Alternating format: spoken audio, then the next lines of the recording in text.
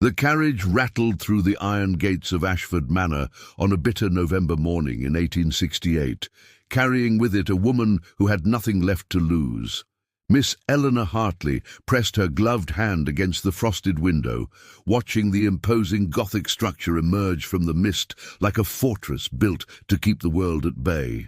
She had come to tame wild children, they said. But as the great oak doors swung open to reveal a man standing in the shadows, tall, scarred, and radiating a grief so profound it seemed to darken the very air around him, Eleanor realized she had walked into something far more dangerous than unruly offspring.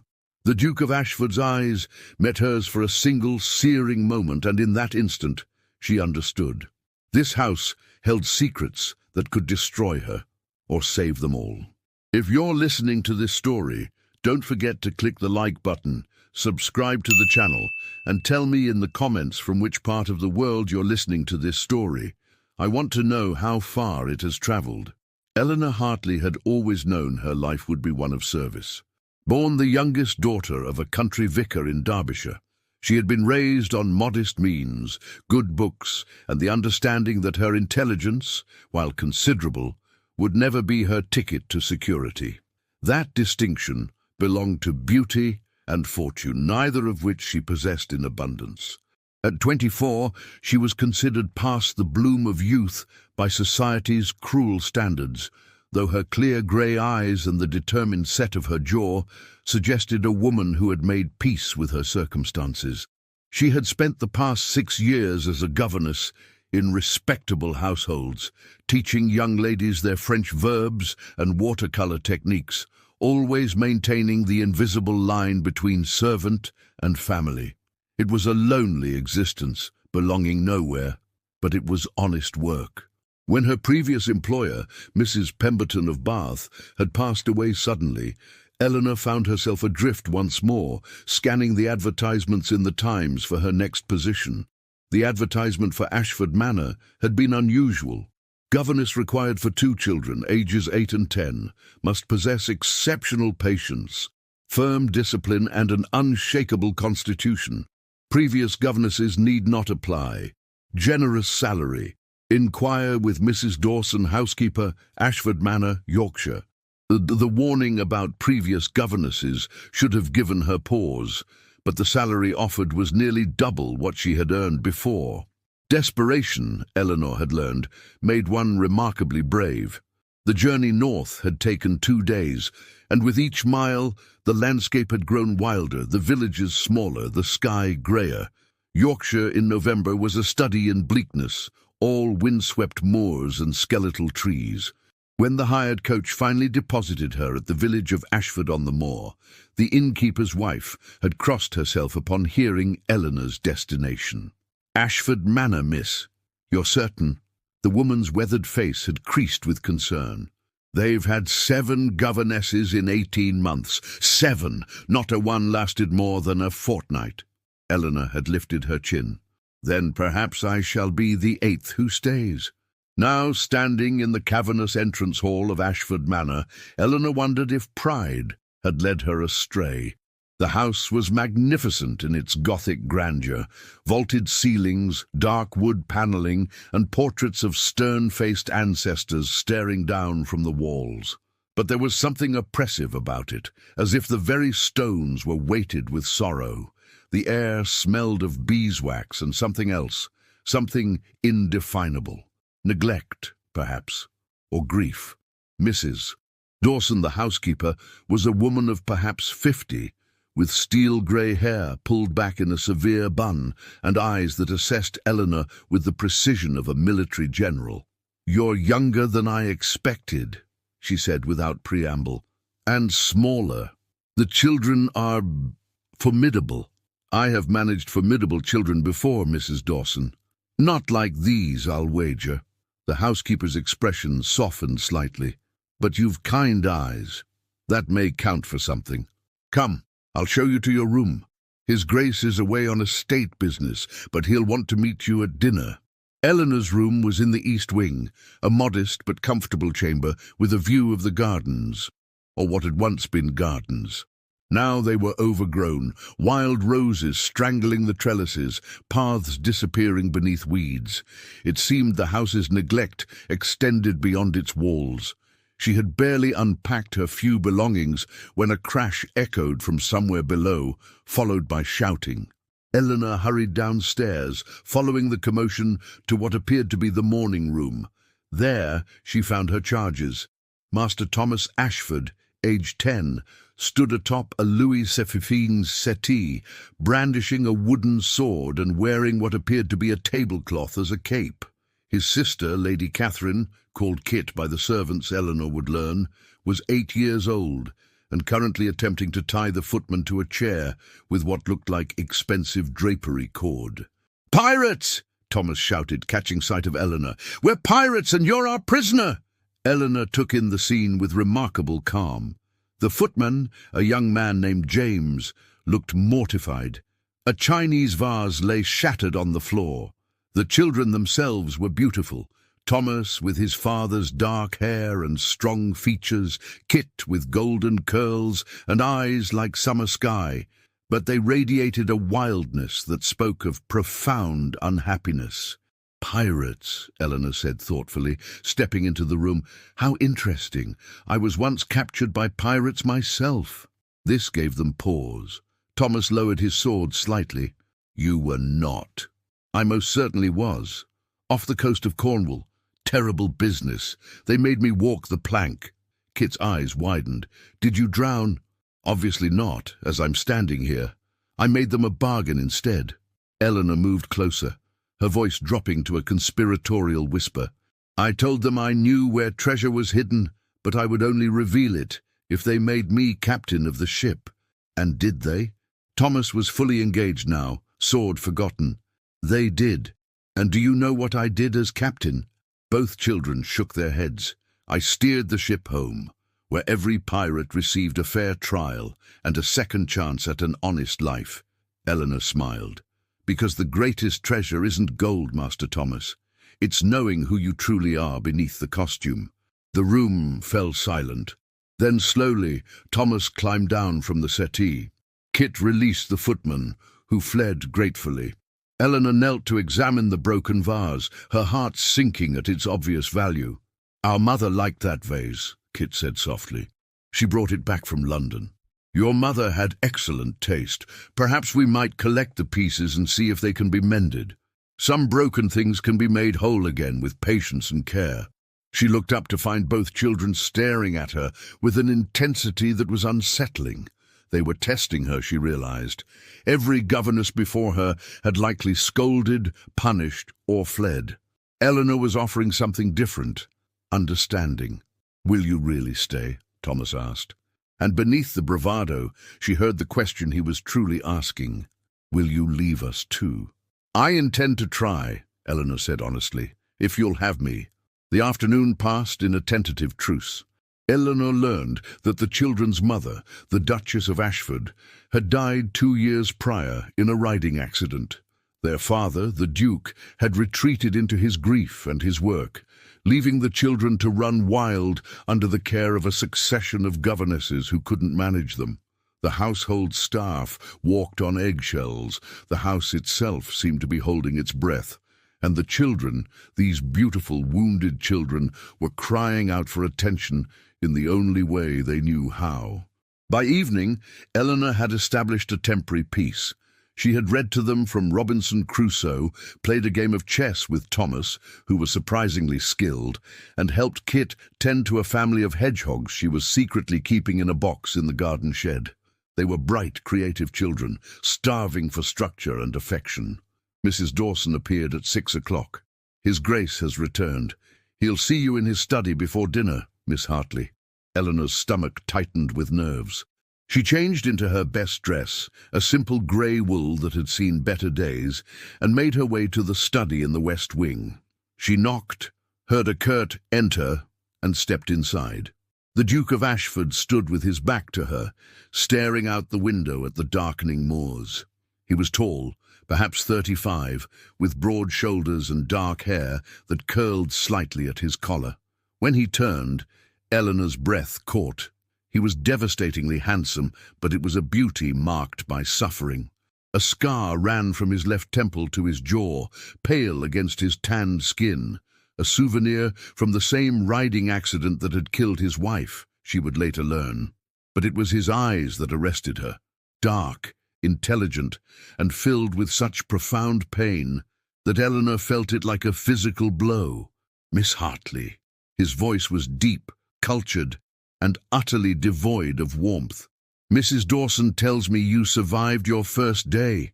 That alone makes you exceptional. Your children are not monsters, Your Grace. They're grieving. Something flickered in his expression, surprise, perhaps, or anger. You've been here 6 hours and presume to understand my children. I presume to understand grief, Your Grace. I lost my own mother when I was Kit's age. The pain makes you want to break things, to see if the world will finally pay attention. The Duke was silent for a long moment, studying her with an intensity that made Eleanor's cheeks warm. Finally, he spoke. You'll find I'm not an easy man to work for, Miss Hartley. I have expectations. The children will have proper lessons, proper discipline, proper comportment. They are an Ashford, and they will behave as such. They're children first, Your Grace. Perhaps if they're allowed to be children, truly be children, with guidance and affection, the proper behavior will follow naturally. Affection.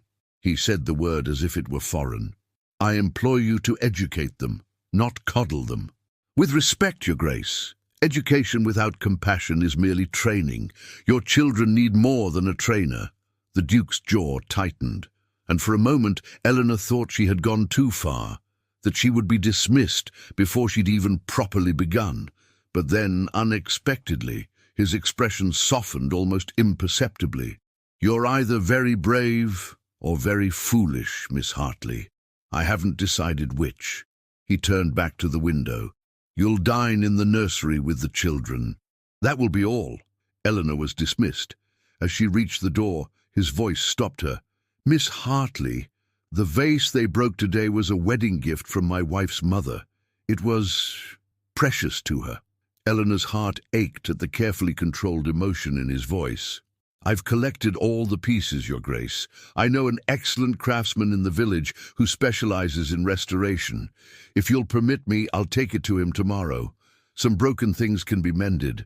She didn't wait for his response, but as she closed the door, she could have sworn she heard him whisper, Can they? That night, lying in her narrow bed, Eleanor stared at the ceiling and wondered what she had gotten herself into. This was no ordinary household, and the Duke of Ashford was no ordinary employer. He was a man trapped in his own fortress of grief, and his children were paying the price. But Eleanor Hartley had never been one to shy from a challenge. She had come to Ashford Manor to be a governess, but perhaps, just perhaps, she was meant to do something more. Perhaps she was meant to help heal a broken family, to bring light back into this house of shadows. She fell asleep thinking of the Duke's scarred face and wounded eyes, unaware that her arrival had set in motion a transformation that would change all their lives forever. The first weeks at Ashford Manor passed in a careful dance of progress and setbacks. Eleanor established routines, morning lessons in mathematics and literature, afternoon walks for natural science, evenings for music and art. Thomas proved to have a keen mind for strategy and history, while Kit possessed an artist's eye and a naturalist's curiosity. Slowly, tentatively, they began to trust her. The Duke, however, remained a distant figure. Eleanor saw him only at their weekly progress meetings, brief encounters in his study where he listened to her reports with polite detachment, asked perfunctory questions, and dismissed her with barely concealed disinterest. He was a ghost in his own home, rising before dawn to manage the estate, taking meals in his study, retiring late to his chambers. The children spoke of him with a mixture of longing and resentment, as if he were a stranger they once knew. "Father used to play with us," Kit confided one afternoon, as they sketched winter birds in the garden. "Before Mamma died. He taught Thomas to fence and took me riding. He laughed then. I can barely remember what it sounded like." Eleanor's heart broke for them all, for the children who had lost both parents in different ways, and for the Duke, so consumed by grief that he couldn't see his children drowning in their own. It was Mrs. Dawson who told Eleanor about the Christmas ball. The housekeeper appeared in the schoolroom one December morning, her expression grave. "His Grace is hosting the annual ball this year," she announced. "First time since the Duchess passed. The county families expect it. It's tradition. He's doing it for appearances, for the children's sake, he says. They need to maintain their social standing." Eleanor felt a flutter of unease. Will the children attend? They'll make an appearance, properly dressed and behaved. His Grace is most insistent on that point. It's to be their reintroduction to society. Mrs. Dawson's eyes held a warning. Everything must be perfect, Miss Hartley. Everything. The pressure transformed the household. Servants scrubbed and polished until the manor gleamed. The ballroom, closed since the Duchess's death, was opened and aired, its chandeliers cleaned until they sparkled like diamonds. Invitations were sent to every notable family within 50 miles. The Duke himself seemed to come alive with purpose, though Eleanor noticed the tension in his shoulders, the way his hand would unconsciously touch his scarred face when he thought no one was watching. Eleanor threw herself into preparing the children. She taught them the proper dances, the correct forms of address, how to make polite conversation. Thomas chafed at the restrictions, but Kit seemed to blossom under the attention, twirling in the schoolroom in an imaginary ball gown. "Will you dance at the ball, Miss Hartley?" Kit asked one evening. "Governesses don't dance at balls, sweetheart. I'll be watching over you from the side." "That seems terribly unfair. You're much prettier than half the ladies who'll be there." Eleanor laughed, touched by the child's loyalty. "You're kind, but there are rules about these things. I'm staff, not family." What Eleanor didn't anticipate was how the ball would force her into proximity with the Duke. 3 days before the event, he summoned her to the ballroom to observe the children's dancing. Eleanor stood beside him as Thomas and Kit practiced a simple quadrille, acutely aware of his presence, the scent of sandalwood and leather, the controlled power in his stillness. "They've improved remarkably," he said, and Eleanor detected something new in his voice, genuine warmth. "You've worked wonders, Miss Hartley. They're wonderful children, Your Grace. They only needed someone to believe in them." He turned to look at her then, really look at her, and Eleanor felt the full force of his attention like a physical touch. "You speak of them with such affection. Most governesses maintain professional distance." "I'm not most governesses." "No," he said softly, "you're not." The moment stretched between them, charged with something Eleanor couldn't name. Then Kit stumbled, and the spell broke. The Duke stepped forward to steady his daughter, and Eleanor saw something that made her breath catch. The ghost of a smile on his face, the gentle way he tucked a curl behind Kit's ear. The father was still there, buried beneath the grief. He just needed permission to emerge. The night of the ball arrived with fresh snow and bitter cold. The manor blazed with light, carriages arriving in a steady stream, depositing Yorkshire's finest families in their silks and jewels. Eleanor dressed the children with care. Thomas in a miniature evening suit that made him look heartbreakingly grown up. Kit in a white dress with blue ribbons that matched her eyes. "You look like a princess," Eleanor told her, and Kit beamed. "I wish you could wear a pretty dress too, Miss Hartley. I'm perfectly content as I am." Eleanor smoothed her serviceable black dress, the uniform of her station. "Tonight is your night to shine." The ballroom was magnificent, transformed into a winter wonderland with evergreen boughs and white roses. The county families had turned out in force. The Thorntons, the Ashworths, the Blackwoods, all the old Yorkshire names. Eleanor recognized the social dynamics immediately. The matrons assessing the Duke as potential husband material for their daughters, the younger ladies preening and positioning themselves for his attention, the gentlemen discussing politics and hunting. And there, at the centre of it all, stood the Duke of Ashford. He wore formal black evening dress that emphasized his height and bearing, his dark hair swept back, his scarred face somehow making him more compelling rather than less. He moved through the crowd with aristocratic grace, accepting condolences about his late wife with stoic dignity, deflecting matrimonial hints with practiced ease. Eleanor kept to the shadows with the children, watching. Thomas was stiff with nerves, Kit practically vibrating with excitement. When the Duke finally came to collect them for their formal introduction, Eleanor saw the pride in his eyes. "Remember what Miss Hartley taught you," he murmured to them. "Make your mother proud." He led them into the center of the ballroom, and the orchestra fell silent. All eyes turned to the Duke and his children, the tragic widower and his orphaned offspring, objects of pity and fascination. "My lords, ladies and gentlemen," the Duke's voice rang out clear and strong, "thank you for joining us this evening. It has been too long since Ashford Manor opened its doors in celebration. My children, Thomas and Catherine, wish to welcome you back to their home." Thomas bowed perfectly. Kit curtsied with grace. The crowd applauded, and Eleanor felt a surge of pride. They had done it. They were going to be fine. Then Lady Thornton stepped forward. Eleanor had heard of her, the most influential matron in the county, arbiter of social standing, and mother to 3 unmarried daughters. She was a handsome woman in her 50s, dressed in burgundy silk, with calculating eyes and a smile that didn't reach them. "Your Grace, how delightful to see the children looking so well," Lady Thornton said, her voice carrying across the ballroom. "Though I must say, I'm surprised to see them here at all, given the circumstances." The Duke's expression remained neutral. "What circumstances would those be, Lady Thornton?" "Why, their behavior, of course. The entire county has heard about the parade of governesses, the destruction, the wildness. 7 governesses in 18 months, wasn't it? My dear Duke, surely you understand that such a reputation reflects poorly on the family, on the children's prospects."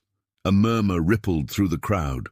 Eleanor saw Thomas's face flush with shame, Kit's eyes fill with tears. The Duke's jaw tightened. But before he could respond, Lady Thornton continued, her voice dripping with false sympathy. "Of course, we all understand that children without a mother's guidance can go astray. It's not their fault, poor dears. But one must think of their future. What respectable family would align themselves with such troubled children? Thomas will need to make an advantageous match someday, and as for little Catherine—" She shook her head sadly. "Well, a girl's reputation is everything, isn't it?" The ballroom had gone deathly quiet. Eleanor watched in horror as Kit's face crumpled, as Thomas stood rigid with humiliation. The Duke looked as if he'd been struck, his scarred face pale, his hands clenched at his sides. Then Lady Thornton delivered her final blow. "Perhaps, Your Grace, it would be best if the children retired for the evening. Let the adults enjoy the festivities. After all, we wouldn't want any incidents to mar such a lovely occasion." It was a public dismissal, a social execution. Eleanor saw the Duke's internal struggle, his desire to defend his children warring with his ingrained sense of propriety, his fear that perhaps Lady Thornton was right, that his children were damaged beyond repair. And in that moment of his hesitation, Eleanor saw something break in Thomas's eyes. The boy turned and fled the ballroom, Kit sobbing as she ran after him. The crowd watched with a mixture of pity and satisfaction, their worst assumptions confirmed. The Duke stood frozen, his face a mask of anguish. Lady Thornton smiled triumphantly, already turning to her daughters. "Now then, shall we have some proper dancing? Your Grace, I believe my eldest Arabella would be delighted to partner with you for the first waltz." Eleanor didn't think. She simply moved. She walked straight across the ballroom floor, ignoring the gasps and whispers, and stopped directly in front of Lady Thornton. "You're wrong," Eleanor said clearly, her voice carrying in the silence. "Those children are not troubled. They're grieving. There's a difference." Lady Thornton's eyes widened with outrage. "How dare you? Who are you to address me? I'm their governess, and I've spent every day for the past 2 months with Thomas and Catherine Ashford. They're intelligent, creative, kind-hearted children who lost their mother and have been trying desperately to cope with that loss. Yes, they acted out. Yes, they drove away governesses, because they were testing whether anyone would stay, whether anyone would love them enough to see past the behavior to the pain beneath. Eleanor was dimly aware of the Duke staring at her, of the entire ballroom holding its breath, but she couldn't stop. You speak of reputation and prospects, Lady Thornton, as if those are the measure of a child's worth, but I've seen Thomas spend an hour helping a stable boy learn to read.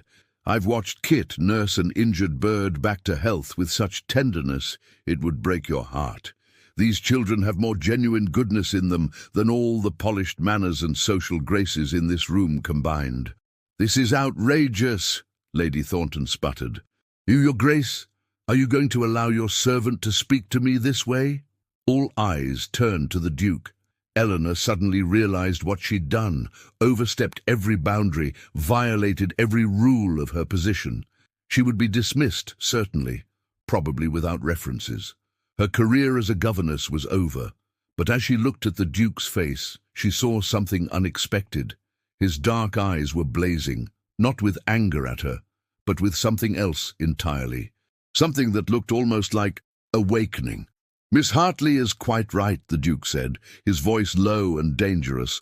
My children are not troubled, they're grieving, and I have failed them by not seeing that, by not protecting them from exactly this kind of cruelty. He turned to Lady Thornton, and Eleanor had never seen a man look more formidable. You came into my home, accepted my hospitality, and used it as an opportunity to humiliate my children in front of the entire county. You speak of reputation, madam? Let me tell you about reputation. My children's reputation will be built on their character, their kindness, their intelligence, all qualities they possess in abundance. As for your concerns about their prospects, I assure you the Ashford name and fortune will open any door they choose to walk through. Lady Thornton had gone red, then white. Your Grace, you meant to elevate yourself by diminishing my children. You failed.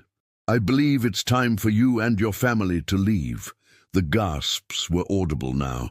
To be asked to leave a ball was a social catastrophe. Lady Thornton looked around desperately for support, but found none. The other guests had the grace to look ashamed, recognizing their own complicity in the spectacle. You'll regret this, Lady Thornton hissed as she gathered her daughters. The entire county will hear of this insult. I'm counting on it, the Duke replied coldly. Let them hear that the Duke of Ashford will not tolerate anyone who hurts his children. Now get out of my house. The Thorntons departed in disgrace, and the ballroom erupted in whispers. The Duke turned to Eleanor, and she braced herself for his anger. Instead, he said quietly, Thank you, Miss Hartley. That took remarkable courage. I'm sorry, Your Grace, I shouldn't have. You should have. You did what I should have done immediately. You defended them. His voice cracked slightly. You defended my children when I stood there like a coward, paralyzed by propriety and fear. You're not a coward, Your Grace. You're a father who's been lost in grief. But I think, Eleanor met his eyes, saw the raw emotion there. I think you're finding your way back. For a long moment, they simply looked at each other, and Eleanor felt something shift between them, something profound and terrifying and utterly inappropriate, given their respective stations. Then the Duke seemed to remember where they were. He turned to address the remaining guests, his voice steady. Ladies and gentlemen, I apologize for the disruption. Please enjoy the evening. I must attend to my children. He strode from the ballroom, and Eleanor hurried after him. They found Thomas and Kit in the nursery, both children huddled together on Kit's bed, tear-stained and miserable. I hate them, Thomas said fiercely when he saw his father. I hate all of them. They think we're broken. The Duke crossed the room and did something Eleanor had never seen him do. He sat on the bed and pulled both children into his arms. You're not broken, he said, his voice thick with emotion. You're hurt, and that's different. And I'm sorry. I'm so sorry I haven't been there for you. I've been so lost in my own pain that I forgot you were suffering too. We miss Mama. Kit sobbed against his chest. We miss her so much, and we miss you too, Papa. You went away even though you're still here. I know, darling, I know. The Duke was crying now, tears streaming down his scarred face. But I'm here now. I'm right here, and I'm not going away again, I promise. Eleanor backed toward the door, feeling like an intruder on this private moment of family healing. But the Duke's voice stopped her. Miss Hartley, please stay. You're part of this family too. And so Eleanor stayed, watching as the Duke of Ashford finally allowed himself to grieve with his children, to hold them and be held, to begin the long process of healing together. The ball continued downstairs without them, but here in the nursery something far more important was happening. Later, after the children had finally fallen asleep and the last guests had departed, Eleanor found herself alone with the Duke in the corridor outside the nursery. The house was quiet, the candles burning low. "I owe you an apology, Miss Hartley," he said softly, "and my gratitude. You've given me back my children. More than that, you've reminded me how to be their father. You never stopped being their father, Your Grace. You just forgot for a while. Grief does that. You speak from experience. My mother's death nearly destroyed my father. He retreated into his work, into his faith, and my siblings and I. We had to find our own way through the pain. I understand what it's like to lose a parent who's still living." The Duke studied her face in the candlelight, and Eleanor felt that dangerous pull again, that sense of connection that transcended the boundaries of employer and employee. "You're an extraordinary woman, Eleanor Hartley," he said, and the use of her first name sent a shiver through her.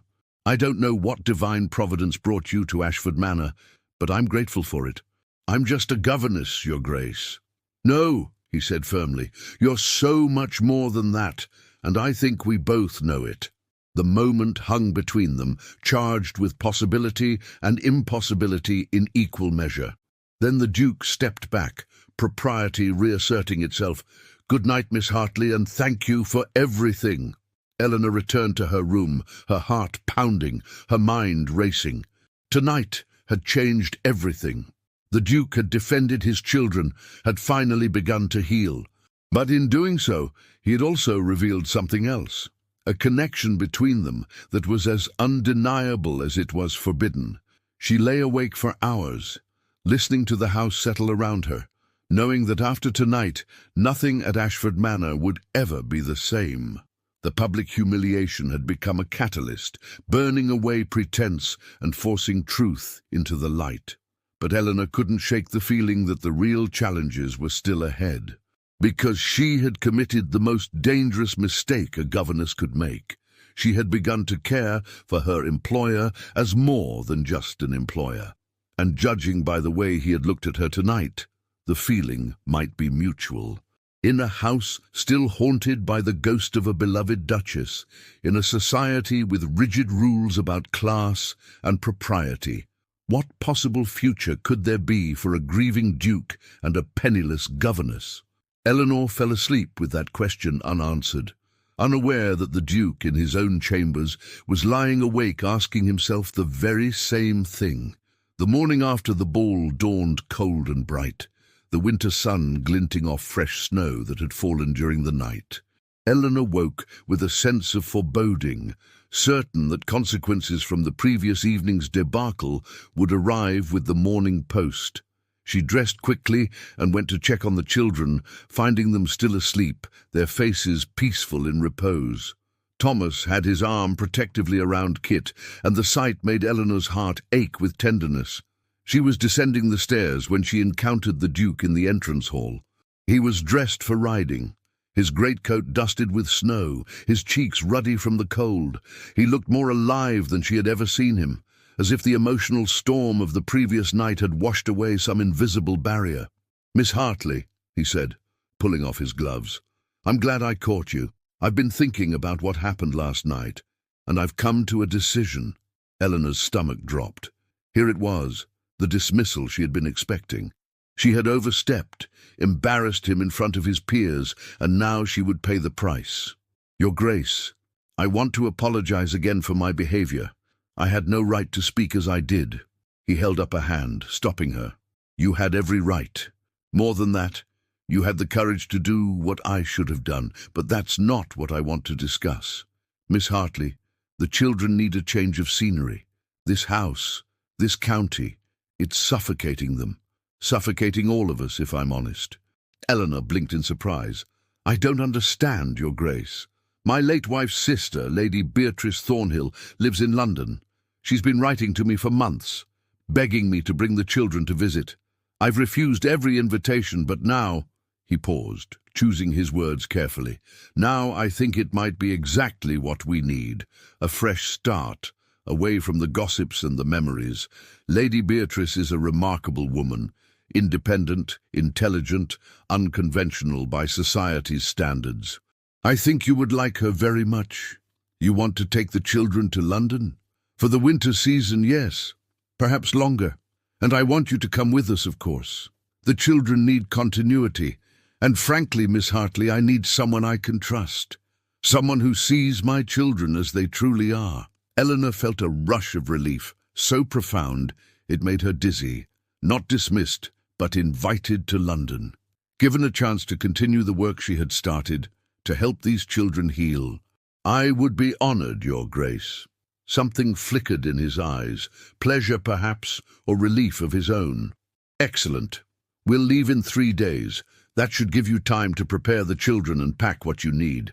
Mrs. Dawson will handle the household arrangements. He started to turn away, then stopped.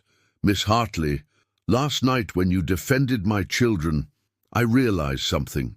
I've been so afraid of failing them, of not being enough without their mother, that I stopped trying altogether. You reminded me that trying, even imperfectly, is better than hiding. Thank you for that. Before Eleanor could respond, he was gone, striding toward his study with renewed purpose. Eleanor stood in the entrance hall, her mind whirling. London, the Duke's sister-in-law, a fresh start. It felt like a gift and a danger all at once. The next 3 days passed in a flurry of preparation. The children were ecstatic about the trip, their excitement infectious. Thomas pored over maps of London, planning all the places he wanted to visit, the Tower, the British Museum, the Royal Observatory. Kit was more interested in the shops and parks, and the promise that Aunt Beatrice kept a house full of cats. Will there be other children in London? Kit asked as Eleanor helped her pack her favourite dolls. I imagine so. Your Aunt Beatrice moves in society circles. There will likely be parties and gatherings where you'll meet other young people. Will they be like the people at the ball? The ones who said we were troubled? Eleanor sat on the bed beside her, taking the child's small hand in hers. Some people judge without understanding, Kit, but there are also people who will see you for who you truly are. Kind, creative, and brave. Your Aunt Beatrice is one of those people, I think. And in London, you'll have a chance to show everyone that you're not defined by your grief, but by how you choose to move forward from it. Kit leaned against her shoulder. I'm glad you're coming with us, Miss Hartley.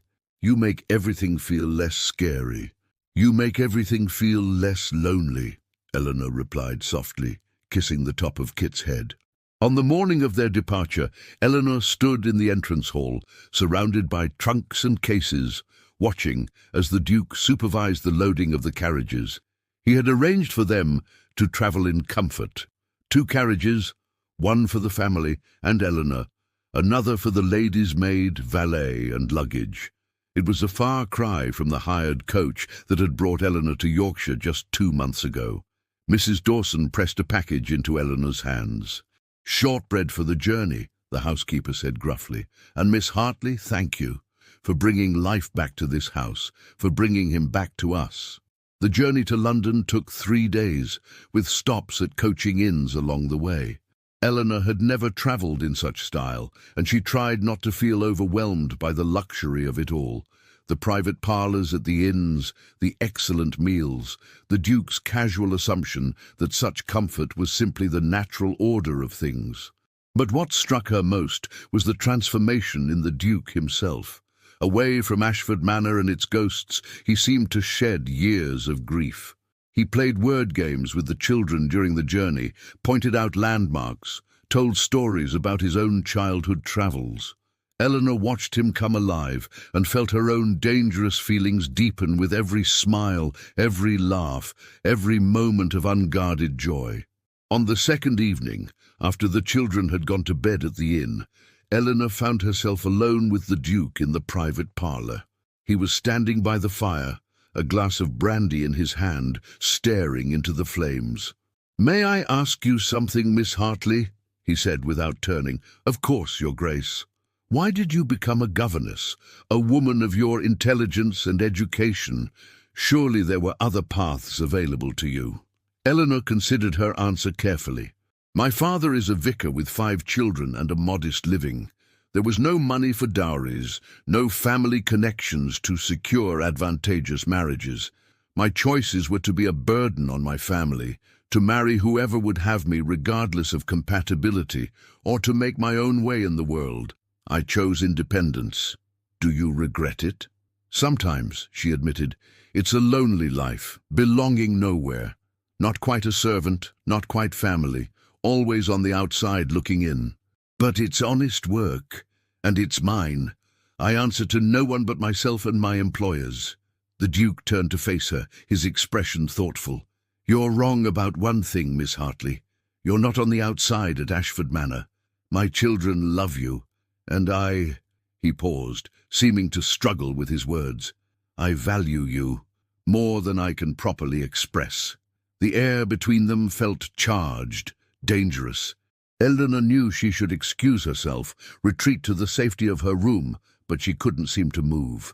"Your Grace, Sebastian," he said quietly, "when we're alone, away from the servants and society, would you call me Sebastian? Just once, I'd like to hear my name spoken without the weight of title and expectation." It was wildly inappropriate. A line that, once crossed, could never be uncrossed. But Eleanor found herself whispering, "Sebastian." He closed his eyes as if in pain or pleasure. "Thank you. You have no idea how long it's been since I felt like a man rather than a title, since someone saw me rather than the Duke of Ashford." "I see you," Eleanor said softly. "I see a father who loves his children, a man trying to find his way through grief, a person who's stronger than he knows." When he opened his eyes, the intensity in them made Eleanor's breath catch. "And I see you, Eleanor. Not a governess, not a servant, but a woman of remarkable courage and compassion. A woman who walked into a broken household and began to heal it through sheer force of will and kindness."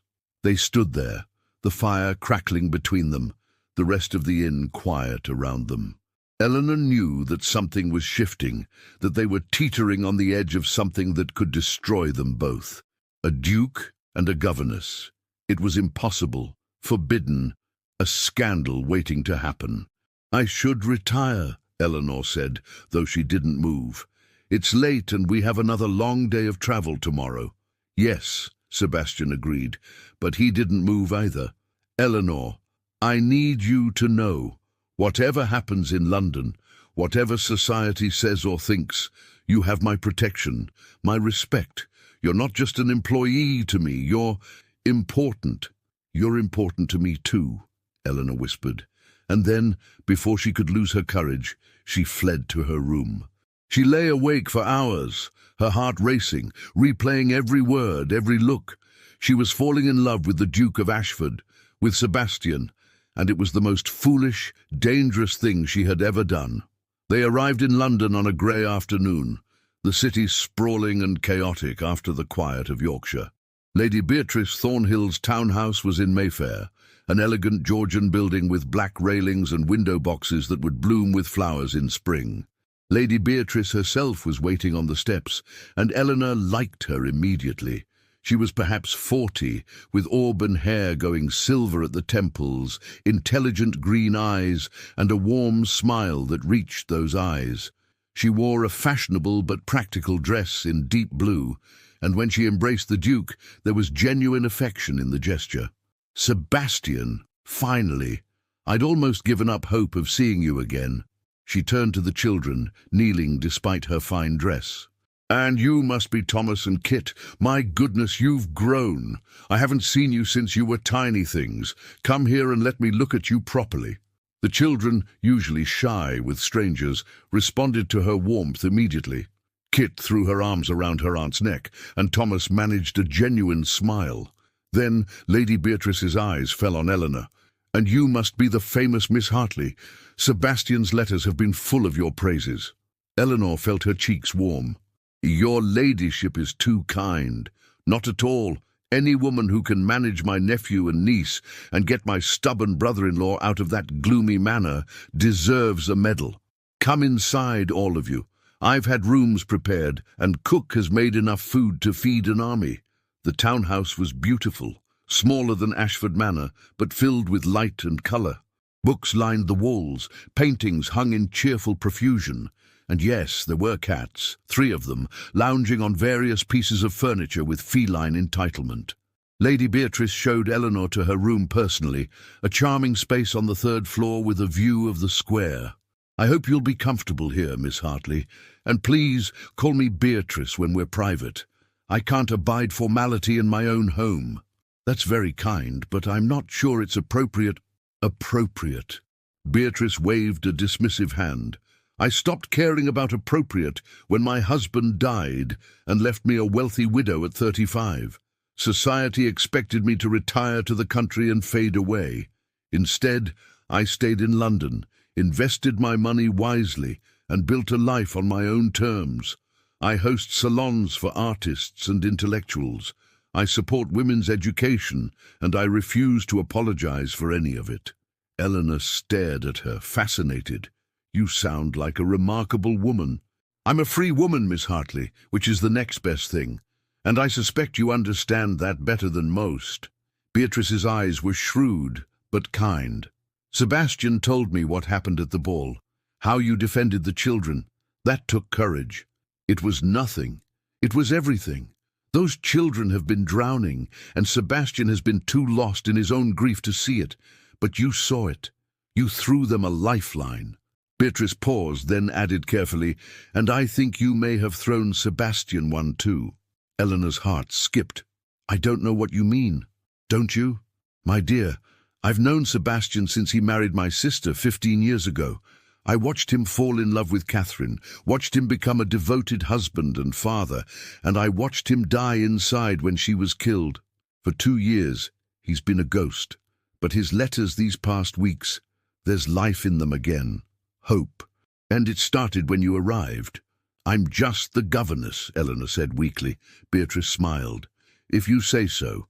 But I'll tell you this, Miss Hartley, in my house you're a guest, not a servant. You'll dine with the family, attend our gatherings, and be treated with the respect you deserve. I won't hear any arguments about propriety or station. Understood?" Eleanor nodded, too overwhelmed to speak. "Good. Now freshen up and come down for tea. I want to hear all about Yorkshire and my brother-in-law's dramatic stand against Lady Thornton. The gossip has already reached London, you know. Sebastian is being hailed as either a romantic hero or a madman, depending on who's telling the story." That evening, Eleanor joined the family for dinner in Beatrice's elegant dining room. It was a far cry from eating alone in the nursery at Ashford Manor. The conversation flowed easily, with Beatrice drawing out the children's interests and making them laugh with stories of London life. "Tomorrow, I thought we might visit the British Museum," Beatrice suggested. "Thomas, you'll love the Egyptian antiquities. And Kit, there's a new exhibition of natural history specimens that includes the most beautiful butterflies." "Could Miss Hartley come too?" Kit asked immediately. "Of course. I'm counting on Miss Hartley to keep me from getting lost. I have a terrible sense of direction." After dinner, while the children played with the cats in the drawing room, Beatrice invited Eleanor and Sebastian to her private study. It was a cosy room lined with books, with a fire crackling in the grate, and comfortable chairs arranged for conversation. "Sebastian, I want to talk to you about the children's social introduction," Beatrice began, pouring sherry for them all. "London society can be cruel, as you well know, but it can also be forgiving, especially if we're strategic."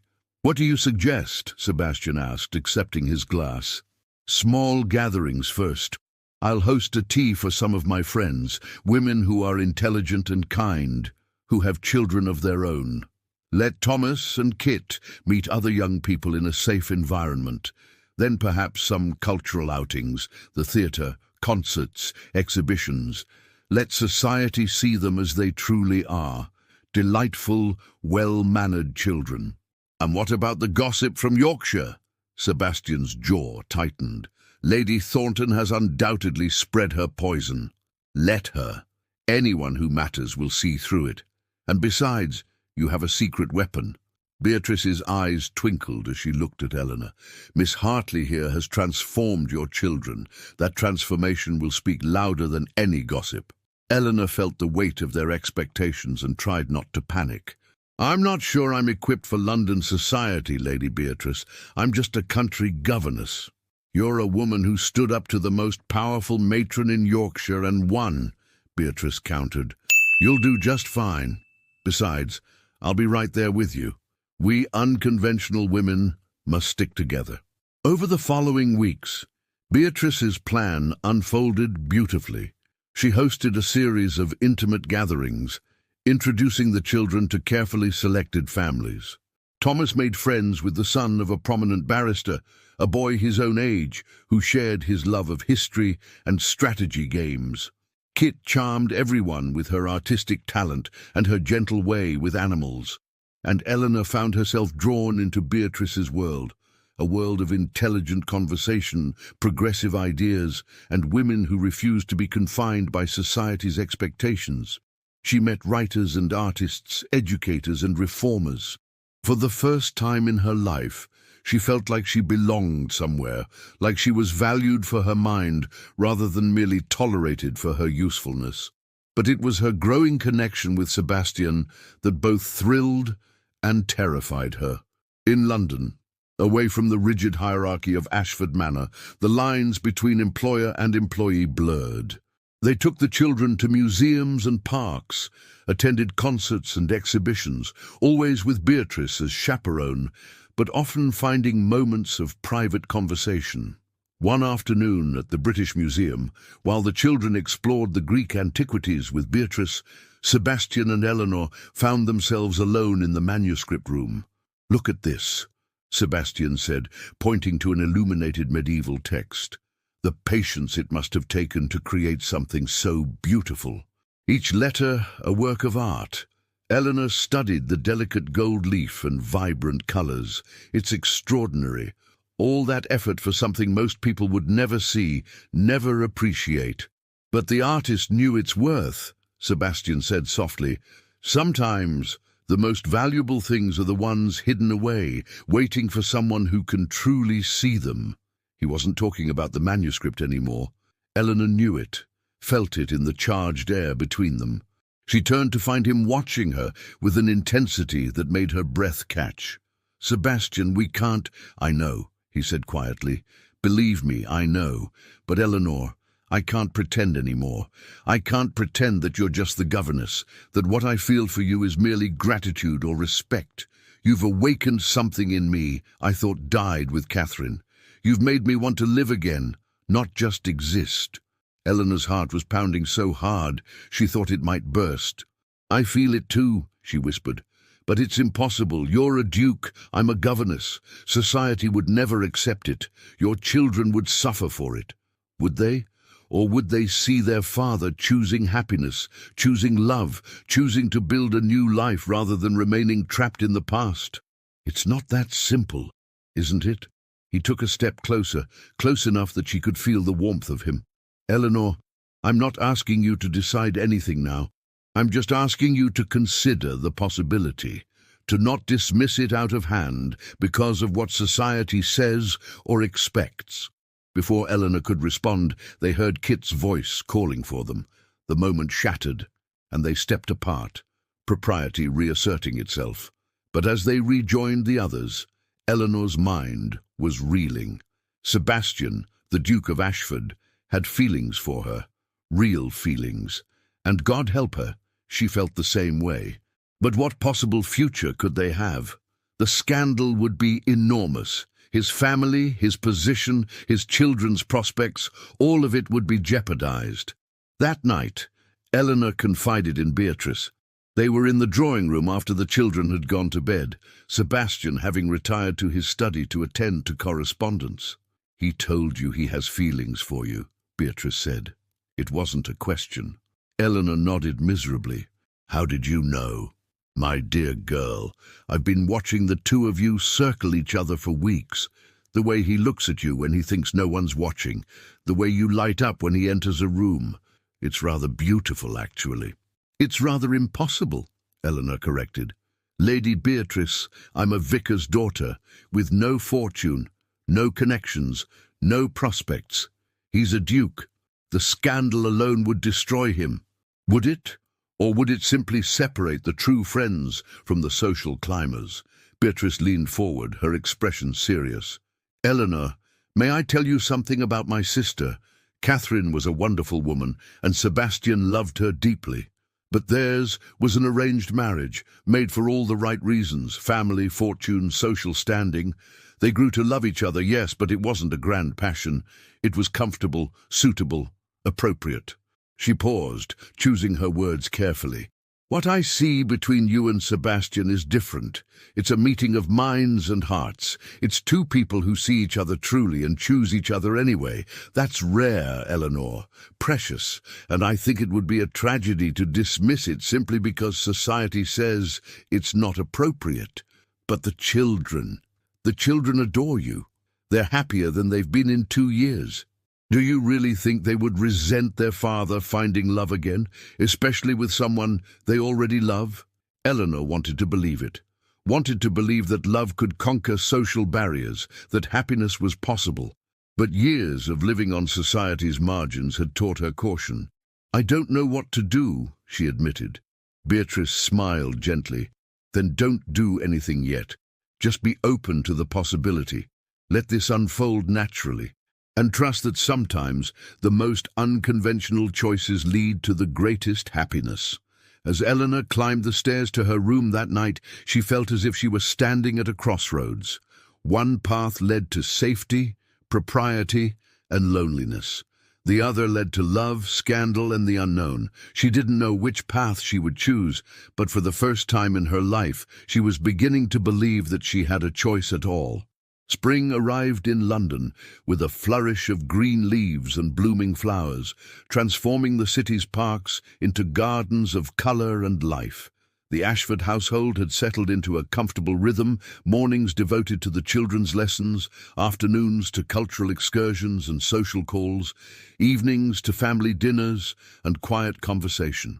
Eleanor had never been happier, and that happiness terrified her, because with each passing day, her feelings for Sebastian deepened, and his for her, if the lingering glances and stolen moments were any indication. They had not spoken again of what had passed between them at the British Museum, but the awareness hummed between them constantly, a melody only they could hear. It was Beatrice who forced the issue into the open. 6 weeks into their London stay, she announced at breakfast that she was hosting a spring salon, a grand evening of music, poetry, and intellectual discourse with guests from across London's artistic and social circles. "And before you protest, Eleanor," Beatrice said, fixing her with a firm look, "you will attend as a guest, not as staff. I've already had a dressmaker send over several gowns for you to choose from. No arguments." Eleanor's cheeks flushed. "Lady Beatrice, I couldn't possibly—" "You can and you will. Sebastian, tell her." Sebastian looked up from his newspaper, his dark eyes warm. "I think it's an excellent idea. You've been working tirelessly with the children, Eleanor. You deserve an evening of enjoyment. And besides," he added with a slight smile, "I'd very much like to see you in something other than Governess Grey." The intimacy in his tone made Eleanor's heart skip. Kit clapped her hands in delight. "Oh yes, Miss Hartley, you'll look so beautiful. Will you wear your hair down?" "Certainly not," Eleanor said, trying to regain her composure. "That would be entirely inappropriate." "A compromise, then," Beatrice suggested with a mischievous glint. "Up, but with a few curls framing your face. Trust me, my dear, it's time London saw you as you truly are." The days leading up to the salon passed in a blur of preparation. Beatrice's townhouse was transformed. Additional chairs brought in for the music room, the dining room prepared for an elaborate supper, flowers arranged in every room. The guest list was impressive: artists and writers, politicians and reformers, and yes, some of London's more progressive aristocratic families. On the evening of the salon, Eleanor stood in her room, staring at her reflection with a mixture of wonder and disbelief. The dressmaker had outdone herself. The gown was a deep sapphire blue silk that brought out the grey of Eleanor's eyes and complemented her fair complexion. The neckline was modest but elegant, the sleeves fitted, the skirt falling in graceful folds. Beatrice's lady's maid had dressed Eleanor's hair in an intricate arrangement of braids and curls, with small white flowers tucked among the dark strands. She looked like someone else entirely, not a governess, but a lady, someone who might belong in Sebastian's world. "You look like a princess," Kit breathed from the doorway. She and Thomas had been allowed to stay up for the early part of the evening, and both children were dressed in their finest. "Hardly that," Eleanor said, but she couldn't suppress her smile. "Father's going to faint when he sees you," Thomas added with the brutal honesty of a 10-year-old. Eleanor's stomach fluttered with nerves. "Don't be silly, now come along, both of you. We should go down before the guests arrive." But when Eleanor descended the stairs, it was she who nearly fainted. Sebastian stood in the entrance hall, dressed in formal evening attire that emphasized his height and bearing. His dark hair was swept back, his scarred face somehow more handsome in the candlelight. When he looked up and saw her, he went completely still. "Eleanor," he breathed, and the way he said her name with such wonder, such longing, made her feel beautiful for the first time in her life. "Your Grace," she managed, acutely aware of the servants bustling around them. He climbed the stairs to meet her, offering his arm. "You look extraordinary," he said quietly, for her ears alone, "like starlight made flesh." "You're being ridiculous," Eleanor whispered, but her cheeks were warm with pleasure. "I'm being honest. Eleanor, Guests are arriving," Beatrice called from below, and the moment was broken. The salon was unlike anything Eleanor had experienced. Beatrice's drawing room filled with fascinating people: a celebrated poet who read from his latest work, a violinist who played with such passion that several ladies wept, a female physician who spoke eloquently about the need for women's medical education. Eleanor found herself drawn into conversations about literature and philosophy, her opinions sought and valued. And through it all, she was aware of Sebastian watching her. Not possessively, but with pride and something deeper, a recognition of her worth, her intelligence, her right to be in this space. It was during the interval, when guests were moving to the dining room for supper, that Eleanor encountered the first hint of trouble. A woman approached her, Lady Ashworth, one of the Yorkshire families who had attended the disastrous Christmas ball. "Miss Hartley, isn't it?" Lady Ashworth's smile was sharp. "How unexpected to see you here. I understood you were the Ashford governess." "I am," Eleanor said evenly. "Lady Beatrice was kind enough to invite me to attend this evening." "How progressive of her. Though I must say, it's rather unusual for a governess to socialize with her employers. One might almost think you were forgetting your place." Before Eleanor could respond, Sebastian appeared at her side. "Miss Hartley's place is wherever she chooses it to be, Lady Ashworth. She's a valued member of our household and a guest in my sister-in-law's home. I trust that's clear." Lady Ashworth's eyes widened at the rebuke, but she recovered quickly. "Of course, Your Grace. I meant no offence. I was merely surprised. After all, the last time we saw you, you were defending your children against Lady Thornton's entirely reasonable concerns. One does wonder about your judgment. One might wonder about the judgment of anyone who considers public humiliation of children reasonable," Sebastian replied coldly. "Now, if you'll excuse us." He guided Eleanor away, his hand warm at the small of her back. "I apologize for her rudeness." "You don't need to defend me at every turn, Sebastian. People will talk." "Let them talk. I'm tired of living my life according to other people's expectations." He paused, then added quietly, "Eleanor, after the salon ends, would you meet me in the library? There's something I need to discuss with you." Her heart raced. "Sebastian, I don't think—" "Please, it's important." She nodded, unable to refuse him anything when he looked at her like that. The rest of the evening passed in a haze. Eleanor smiled and conversed, but her mind was on the coming meeting. What did Sebastian want to discuss? Was he going to declare himself formally, ask her to leave? She couldn't bear the uncertainty. Finally, near midnight, the last guests departed. Beatrice retired with the children, and Eleanor made her way to the library. Sebastian was already there, standing by the window, his profile illuminated by moonlight. "You came," he said, turning to face her. "You asked me to." He crossed the room to stand before her, close enough that she could see the pulse beating at his throat, the intensity in his dark eyes. "Eleanor, I can't do this anymore. I can't pretend that you're just the governess, that what I feel for you is appropriate or manageable. I'm in love with you, completely, irrevocably in love with you." Eleanor's breath caught. To hear the words spoken aloud, so plainly and passionately, was overwhelming. "Sebastian, I know all the reasons why this is impossible. I know the scandal it would cause, the difficulties we would face. But I also know that I haven't felt truly alive since Catherine died, not until you walked into Ashford Manor and reminded me what it means to hope, to feel, to love." He took her hands in his. "I'm not asking you to decide tonight. I'm just asking you to consider the possibility of a future together, as my wife." Eleanor felt tears spring to her eyes. "You're asking me to marry you?" "I'm asking you to think about it, to imagine what our life could be, you, me, the children, building something new together. I know it won't be easy. Society will be cruel, at least at first. But Eleanor, I believe we could be happy, truly happy, and I think the children would be overjoyed." "They would," Eleanor admitted, her voice breaking. "Sebastian, I love you too. I've tried not to, tried to be sensible and practical, but I can't help it. You've become everything to me." "Then say yes," he urged, his thumbs stroking her palms. "Say you'll at least consider it." "I will," she whispered. "I'll consider it. But Sebastian, you need to understand. If we do this, if we marry, I won't be a duchess who hides in the country. I won't apologize for who I am or where I came from. I'll stand beside you as an equal, or not at all." His smile was radiant.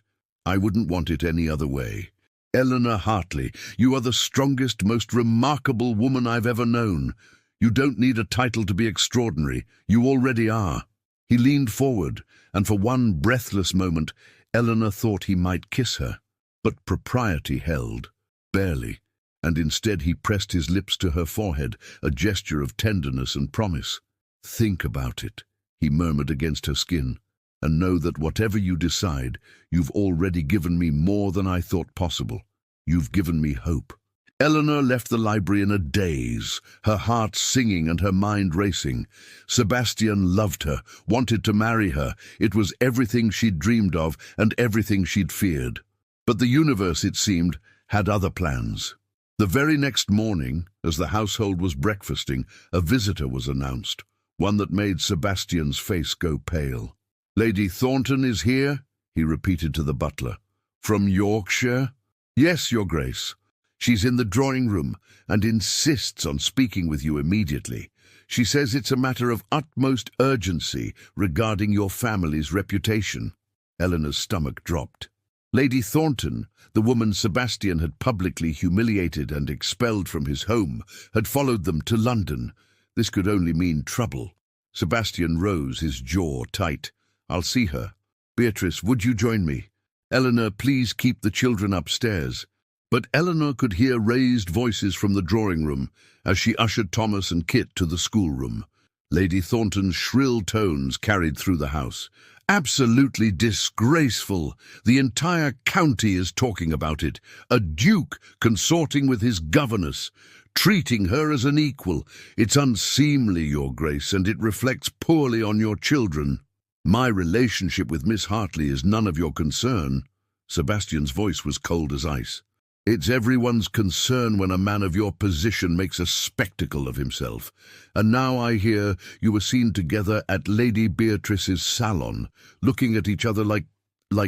Lady Thornton sputtered with indignation. Your Grace, I've come as a friend to warn you. If you continue down this path, if you actually consider marrying this woman, you'll be ostracized. Your children will be ostracized. Is that what you want? There was a long silence. Then Beatrice's voice, sharp and clear.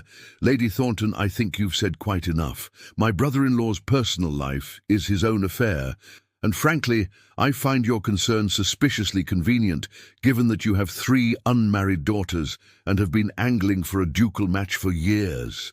How dare you? Lady Thornton gasped. I came here out of genuine concern. You came here to intimidate and manipulate. Beatrice cut her off. And it won't work. Now, I believe Sebastian asked you to leave his home once before. Allow me to extend the same courtesy. Get out of my house. Eleanor heard the sounds of Lady Thornton's furious departure, the slam of the front door. She waited, her heart pounding, wondering what would happen next. It was Thomas who broke the tension. Miss Hartley, is father going to marry you? Eleanor turned to find both children staring at her with wide eyes. There was no point in lying. He's asked me to consider it. But Thomas, Kit, you need to understand. If we did marry, it would cause a scandal. People would say unkind things. It might affect your prospects, your place in society. I don't care about society, Kit said fiercely. I care about father being happy. And you make him happy. You make all of us happy. We want you to be our mother, Thomas added, his young face serious. Our real mother is gone, and we'll always love her. But you're here, and you love us, and we love you. Isn't that what matters? Eleanor felt tears streaming down her face. Oh, my darlings, you have no idea how much that means to me. Then say yes, Kit urged. Please say yes. Before Eleanor could respond, Sebastian appeared in the doorway. His face was drawn, but when he saw her with the children, something softened in his expression. May I speak with Miss Hartley alone? He asked gently. The children reluctantly left, and Sebastian closed the door behind them. You heard Lady Thornton. Most of the house heard Lady Thornton. He smiled slightly at that, but it faded quickly. She's right about one thing. If we marry, there will be scandal. The gossip has already started, apparently. People are watching us, judging us, and it will get worse before it gets better. I know. But Eleanor, I also know this. I don't care. I've spent 2 years living in the shadows, afraid to feel, afraid to hope. You brought me back to life. You gave me back my children. And I'll be damned if I let people like Lady Thornton dictate my happiness. He crossed to her, taking her hands. So I'm asking you again, more formally this time, Eleanor Hartley, will you do me the extraordinary honor of becoming my wife? Eleanor looked into his eyes, those dark, wounded, hopeful eyes, and knew there was only one answer she could give. The answer her heart had known from the moment he'd first smiled at his children, from the moment he'd defended them at the ball, from the moment he'd looked at her and seen not a governess, but a woman worthy of love. Yes, she whispered. Yes, Sebastian, I'll marry you. His smile was like the sun breaking through clouds. He pulled her into his arms, holding her close, and Eleanor felt the rightness of it in her bones. This was where she belonged. Not as a governess, not as an outsider, but as a partner, a mother, a wife. We'll face the scandal together, Sebastian murmured into her hair. We'll weather the gossip and the judgment, and we'll build a life based on love and truth, not on what society expects. Together, Eleanor agreed, her arms tight around him. They stood there for a long moment, holding each other, gathering strength for the battles ahead, because they both knew that Lady Thornton's visit was just the beginning. The real test would come when they announced their engagement publicly, when London society had to decide whether to accept or reject the Duke who had chosen love over propriety. But for now, in this moment, they had each other. And that, Eleanor thought, was enough to face anything. When they finally emerged from the schoolroom, they found Beatrice waiting in the hallway, a knowing smile on her face. "I take it congratulations are in order." "We're engaged," Sebastian confirmed, his arm around Eleanor's waist. Beatrice embraced them both. "I'm so happy for you. And don't worry about Lady Thornton or anyone like her. We'll handle this strategically. A proper announcement, a respectable engagement period, and by the time you marry, society will have moved on to the next scandal. Or they'll have ostracized us completely," Eleanor said wryly. "Then we'll be ostracized together," Beatrice replied firmly. "You're family now, Eleanor, and the Thornhills and Ashfords don't abandon family." That evening they told the children officially. Thomas and Kit's joy was unrestrained. They cheered and hugged Eleanor and declared it the best news ever. For the first time since their mother's death, they looked like children again, unburdened by grief and uncertainty.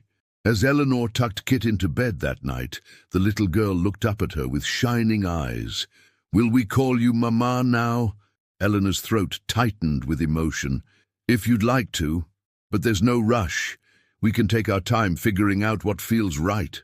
"I'd like to," Kit said softly. "Is that okay? I mean, I still love my first mama, but I love you too." "That's more than okay, sweetheart. Love doesn't run out. There's always room for more." Eleanor kissed her forehead. "Sleep now. Tomorrow is a new beginning for all of us." As she left Kit's room, Eleanor found Sebastian waiting in the hallway. Without a word, he took her hand and led her to the library, where a fire burned low in the grate. "I have something for you," he said, reaching into his pocket. He pulled out a small velvet box and opened it to reveal a ring, a sapphire surrounded by diamonds, elegant and beautiful. "It was my grandmother's," Sebastian explained as he slipped it onto Eleanor's finger. "She was a remarkable woman, intelligent, independent, ahead of her time. She would have liked you very much." Eleanor stared at the ring, at the way it caught the firelight, at the symbol of promise and commitment it represented. "It's beautiful. You're beautiful, inside and out." Sebastian cupped her face in his hands. "Eleanor, I know the road ahead won't be easy, but I promise you this. I will stand beside you through every challenge. I will defend you against every slight. And I will love you for the rest of my life." "And I will love you," Eleanor replied, her voice steady despite the tears in her eyes. "Through scandal and gossip, through judgment and difficulty, we'll face it all together." This time, when he leaned down to kiss her, propriety be damned, Eleanor didn't pull away. She kissed him back, pouring all her love and hope and determination into that kiss. It was a promise and a declaration, a beginning and a homecoming all at once. When they finally pulled apart, both breathless, Sebastian rested his forehead against hers. "Thank you," he whispered, "for taking a chance on a broken man and his wild children." "You were never broken," Eleanor corrected gently, "just wounded. And wounds can heal, with time and love and patience." "Then let's heal together," Sebastian said. "Let's build something beautiful from the broken pieces." And standing there in the firelight, with the ring on her finger and love in her heart, Eleanor believed they could do exactly that. The resurgence had begun. The Duke of Ashford had chosen love over propriety, and his governess had chosen courage over safety. Together they would face whatever came next, the rivalry, the scandal, the judgment of society, but they would face it as partners, as equals, as two people who had found in each other something worth fighting for.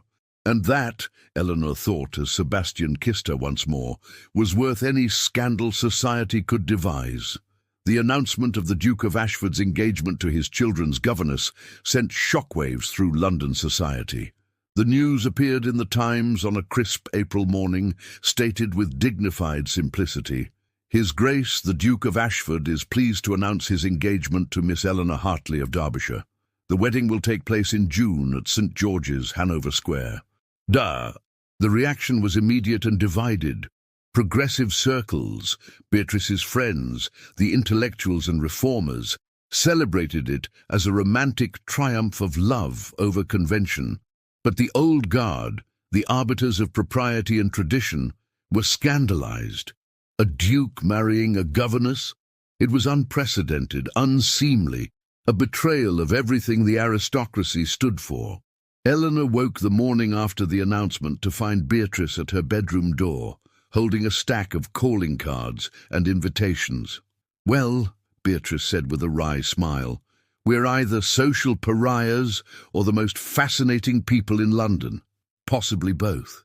Half of these are invitations to events where people want to gawk at you. The other half are from families withdrawing their previous invitations." Eleanor's stomach churned. "Perhaps we should have waited, been more discreet." "Absolutely not. You and Sebastian have nothing to be ashamed of. Love is love, regardless of social station." Beatrice sat on the edge of the bed. "But I won't lie to you, Eleanor. The next few weeks will be difficult. There will be cut direct on the street, whispers behind fans, articles in the scandal sheets. Are you prepared for that?" Eleanor thought of Sebastian's face when she'd said yes, of Thomas and Kit's joy, of the life they could build together. "I am. I didn't come this far to retreat at the first sign of difficulty." "That's my girl." Beatrice squeezed her hand. "Now get dressed. We have a busy day ahead. If society wants to judge us, let's give them something worth judging." The first test came that very afternoon. Beatrice had arranged for them to attend a charity exhibition at the Royal Academy, a public event where London's elite would gather. Eleanor dressed carefully in a day dress of pale green muslin, her engagement ring visible on her finger, her head held high. Sebastian met them in the entrance hall, looking devastatingly handsome in a dark blue coat. His eyes softened when he saw Eleanor. "Ready to face the lions?" "As ready as I'll ever be." The children were staying home with their tutor, spared the spectacle for now. As the carriage rolled through London streets, Sebastian took Eleanor's hand. "Whatever happens today, remember this.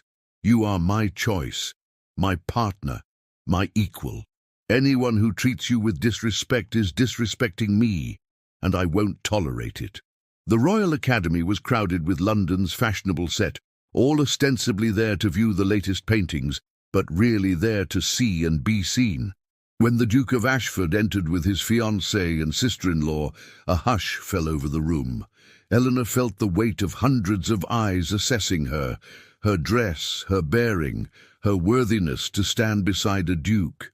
She lifted her chin and smiled, refusing to be cowed. The first hour was a study in social warfare.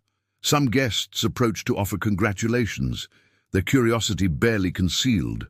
Others turned away pointedly, delivering the cut direct with practiced precision. Eleanor felt each snub like a physical blow, but she maintained her composure, discussing the artwork with intelligence and grace. It was in the portrait gallery that they encountered Lady Thornton and her daughters. The woman's face twisted with vindictive satisfaction when she saw them. "Your Grace," she said with exaggerated courtesy. "And Miss Hartley, or should I say, the future Duchess. How remarkable. I do hope you're prepared for the responsibilities of such a position. It requires breeding, education, and social graces that can't simply be acquired overnight." "Then it's fortunate that Miss Hartley possesses all three naturally," Sebastian replied coldly. "Unlike some who were born to privilege but lack basic kindness and decency." Lady Thornton's eldest daughter, Arabella, stepped forward. She was a beautiful girl of perhaps 20, with golden hair and cold blue eyes. "Father says you've made yourself a laughingstock, Your Grace. That you've thrown away your dignity for a woman who was literally in your employ. How can you expect society to accept such a mésalliance?" "I don't expect anything from society," Sebastian said, his voice dangerously quiet. "I expect respect for the woman I love, and if society can't provide that, then society can go to hell." The gasps were audible. A duke did not use such language in public, did not openly defy social convention. But Sebastian seemed beyond caring. He offered his arm to Eleanor. "Come, my dear, the air in here has become rather stifling." As they walked away, Eleanor heard Arabella's spiteful whisper, "She'll never truly be one of us. She'll always be the governess who got above herself." Eleanor's steps faltered, but Sebastian's hand tightened on hers. "Don't listen to her. She's jealous because she knows you have something she never will, genuine love and respect." They found refuge in a quieter gallery, where Beatrice had strategically positioned herself with a group of her progressive friends. These women, writers, artists, educators, welcomed Eleanor warmly, engaging her in conversation about literature and social reform. For a blessed half-hour, Eleanor felt like herself again, valued for her mind rather than judged for her origins. But the respite was short-lived. As they prepared to leave, they encountered someone unexpected, Lord Pemberton, the son of Eleanor's previous employer. He was a man of perhaps 40, with kind eyes and a gentle manner. "Miss Hartley," he said, approaching with a warm smile, "I heard the news of your engagement. Please accept my congratulations. My mother always spoke so highly of you. She would have been delighted to see you so happy." Eleanor felt tears prick her eyes at the genuine kindness. "Thank you, Lord Pemberton. That means more than you know." He turned to Sebastian. "Your Grace, I hope you know what a treasure you've found. Miss Hartley was more than a governess to our family. She was a friend, a confidant, a woman of remarkable intelligence and compassion. You're a fortunate man." "I know it," Sebastian replied, his voice thick with emotion. "Thank you for saying so." As Lord Pemberton departed, Eleanor realized something important. Not everyone would judge them. There would be allies, supporters, people who saw beyond social convention to the truth of their love. It wouldn't be easy, but it would be possible. The following weeks brought a mixture of triumphs and trials. Some families embraced them, particularly those with progressive leanings or their own unconventional histories. Others remained coldly disapproving. The scandal sheets had a field day, publishing cartoons and satirical articles about the Duke and the Governess. But through it all, Sebastian remained steadfast. He took Eleanor to the theatre, to concerts, to dinners with his political allies. He introduced her to his friends and colleagues, making it clear that she was to be treated with respect. And slowly, grudgingly, society began to accept the inevitable. The turning point came at a dinner hosted by the Duke and Duchess of Devonshire, one of the most influential couples in England. The invitation had been unexpected, a test, Eleanor suspected, to see if they were worthy of acceptance by the highest echelons of society. Eleanor dressed with particular care that evening, in a gown of deep burgundy silk that Beatrice had insisted she commission. Her hair was arranged in an elegant style, the sapphire engagement ring gleaming on her finger. She looked every inch a duchess, even if she didn't yet bear the title. The Devonshire townhouse was magnificent, and the dinner party included cabinet ministers, foreign ambassadors, and the cream of London society. Eleanor found herself seated between a prominent barrister and a celebrated historian, both of whom engaged her in stimulating conversation. She held her own, discussing everything from legal reform to the latest archaeological discoveries in Egypt. Across the table, she caught Sebastian watching her with undisguised pride. He was deep in conversation with the Duke of Devonshire about estate management, but his eyes kept returning to her as if he couldn't quite believe his good fortune. After dinner, as the ladies withdrew to the drawing room, the Duchess of Devonshire approached Eleanor. She was a formidable woman in her 50s, known for her intelligence and political influence. "Miss Hartley, I wanted to speak with you privately," the Duchess said, guiding Eleanor to a quiet corner.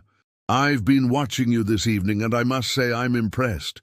You carry yourself with grace and dignity, you're clearly well educated, and you don't seem intimidated by your circumstances." "Thank you, Your Grace," Eleanor said carefully, unsure where this was leading. "I'll be frank with you. When I heard about your engagement, I was skeptical. A governess marrying a duke. It seemed like a recipe for disaster. But having met you, I understand Sebastian's choice. You're not some opportunistic social climber. You're a woman of substance who happens to have captured the heart of a good man." The Duchess paused, her expression serious. "Society will test you, Miss Hartley. They'll watch for any misstep, any sign that you're not worthy of your position. But if you remain true to yourself, if you continue to demonstrate the intelligence and character you've shown tonight, you'll win them over. It may take time, but you'll do it." Eleanor felt a surge of gratitude. "Your support means everything, Your Grace. I know I have much to learn about being a duchess, but I'm willing to work for it." "That's exactly the right attitude. And please, call me Georgiana when we're private. I have a feeling we're going to be friends." The Duchess smiled warmly. "Now, let me introduce you to some of the other ladies. It's time we started building your social network." The evening ended on a note of triumph.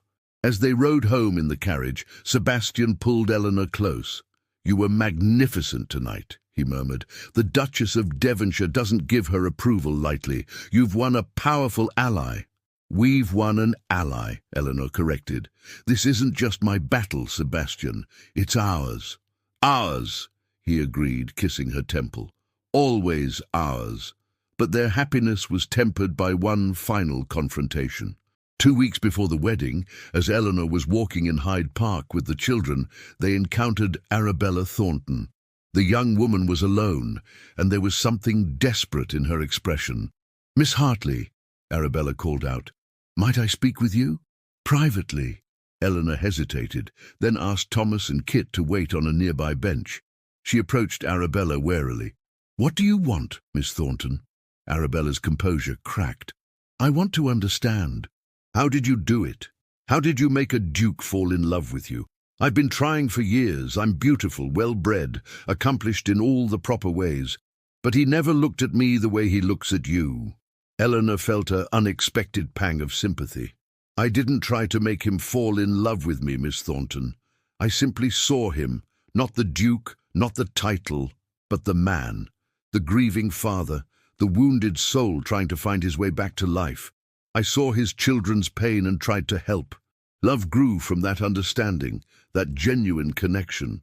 "But you're nobody," Arabella said, and there was more confusion than cruelty in her voice. "You have no fortune, no family connections. How is that fair?" "It's not about fairness," Eleanor said gently. "It's about compatibility, about two people who see each other truly and choose each other anyway. Miss Thornton, you're young and beautiful and accomplished.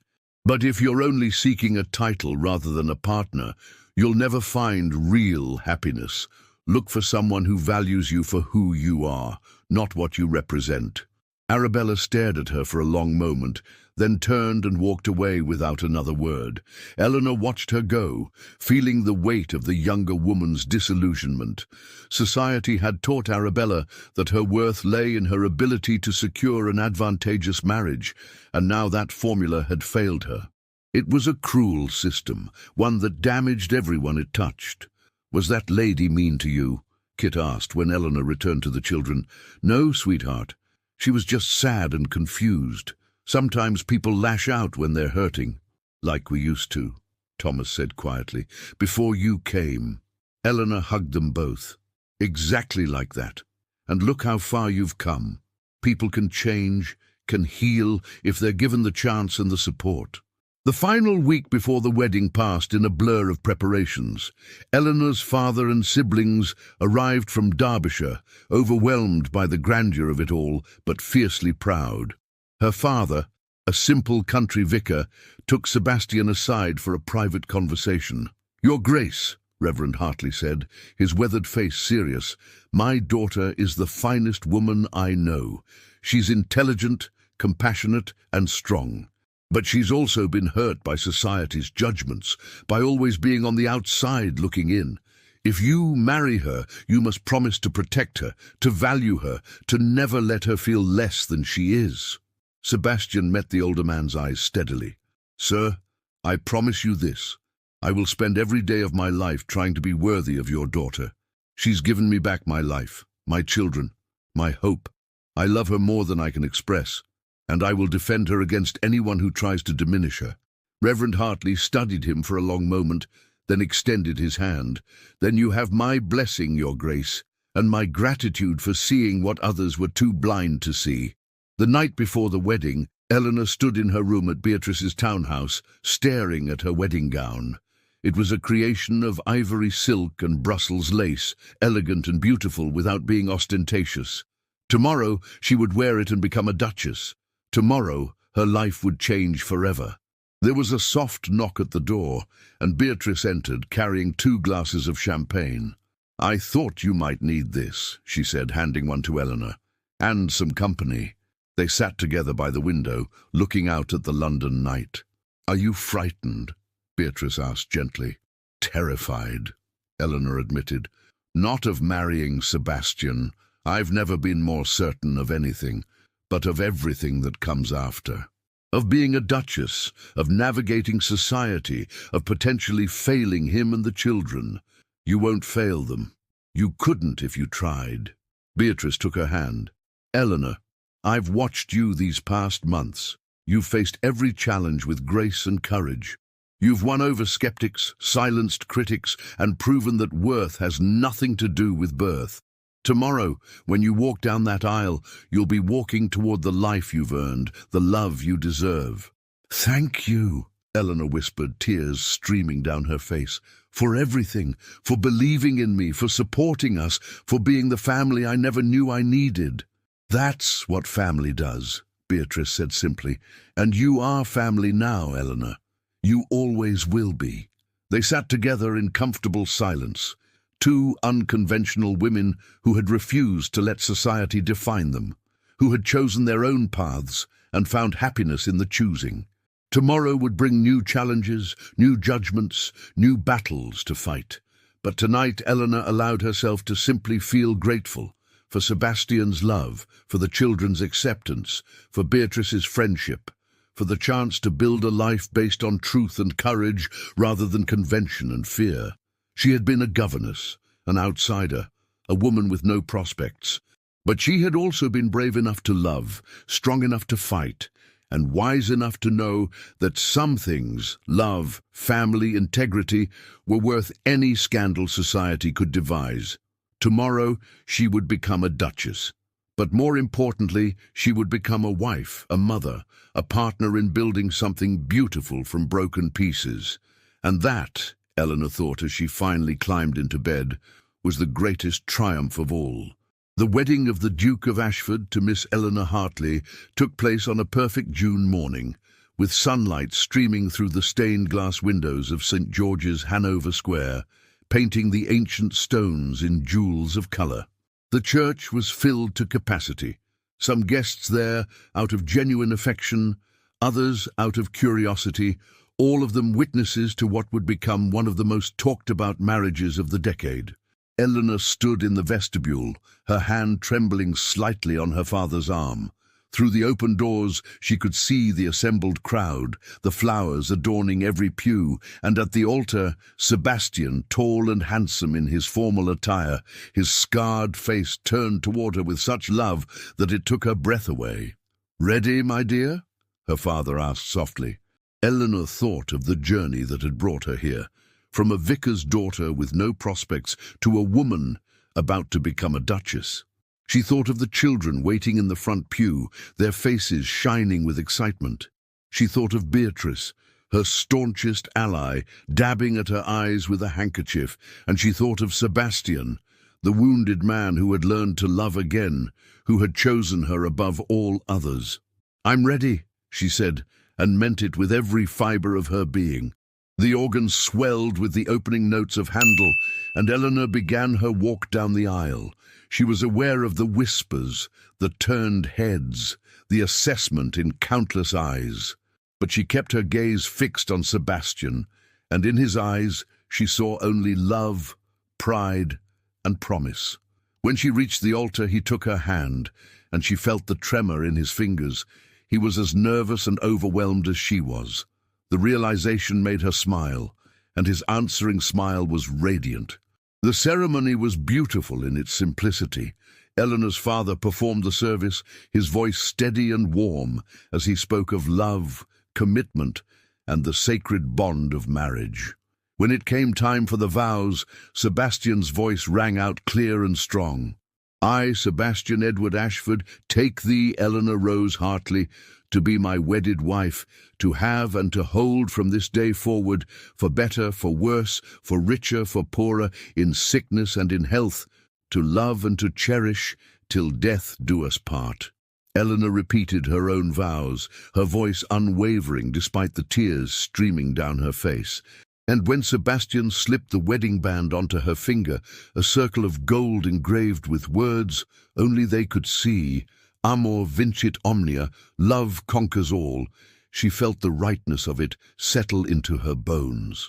I now pronounce you man and wife, Reverend Hartley declared. You may kiss your bride. Sebastian cupped Eleanor's face in his hands, his thumbs brushing away her tears, and kissed her with such tenderness and passion that the church erupted in applause. When they finally pulled apart, both breathless and laughing, Eleanor saw Thomas and Kit cheering from the front pew, and her heart overflowed with joy. They were a family now, officially, irrevocably, beautifully a family.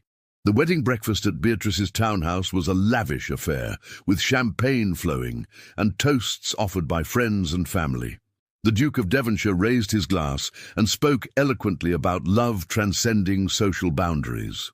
Beatrice told embarrassing stories about Sebastian's youth that had everyone laughing, and Eleanor's eldest brother, usually shy and reserved, stood and said simply, "My sister has always been extraordinary.